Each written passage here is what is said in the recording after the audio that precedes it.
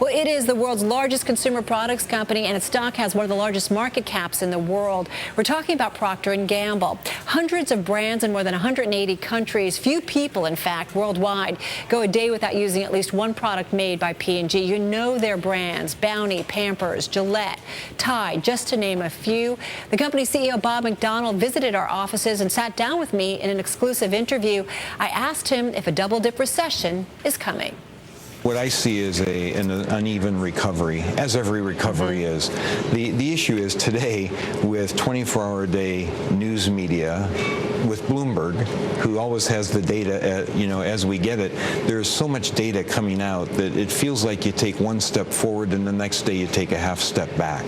But what I see when I look at our consumer data is the U.S. economy is improving, the global economy is improving, and what we'd like to do is accelerate the rate of growth. It's improving, but safe to say we talk a lot about the new normal, that'll be subpar growth, not the growth, certainly here in the United States, that we've been used to. Is that fair that you think that's what we might see going forward based on what you're seeing? I'm not ready to be the pessimist that says that we're going to have low growth in the United States.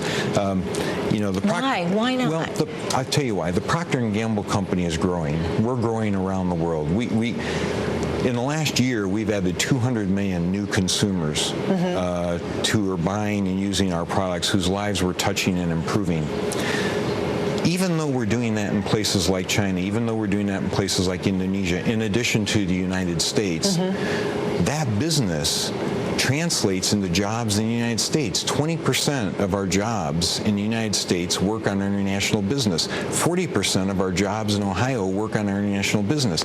So if you think of only the United States, you're going to make a huge mistake and not get the full employment benefit of world-class multinational companies who operate all over the world. So there's a trickle or carryover effect, obviously. There's a huge effect. You are such a global company, and so much of your revenue does come from outside the United States. When you look around the globe at this point, and I know you're just back from doing some more traveling from China, I mean, how would you describe the global economy at this point?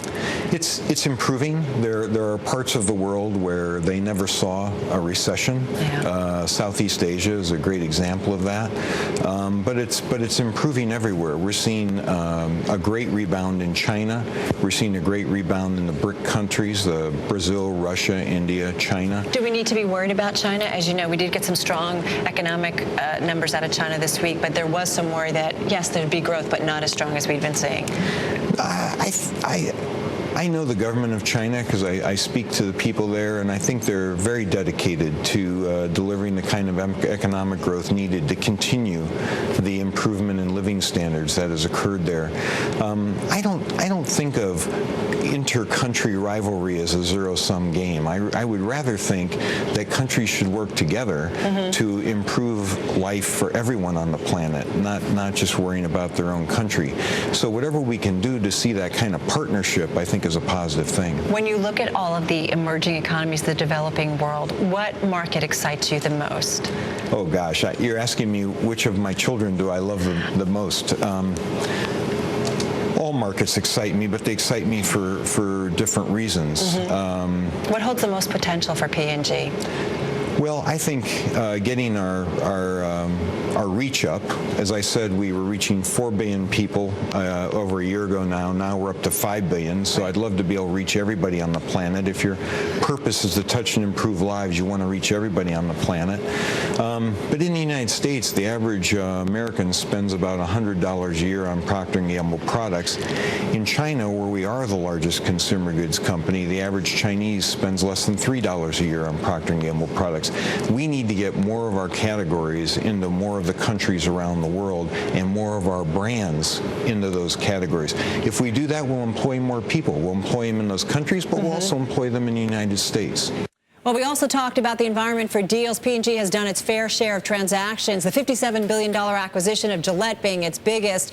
As for deals now, Bob McDonald says acquisitions are great, but reminded us that P&G doesn't do hostile takeovers. He also says he can't predict when a new acquisition will come, but he says they would love to buy another global brand and that the climate for deals is great.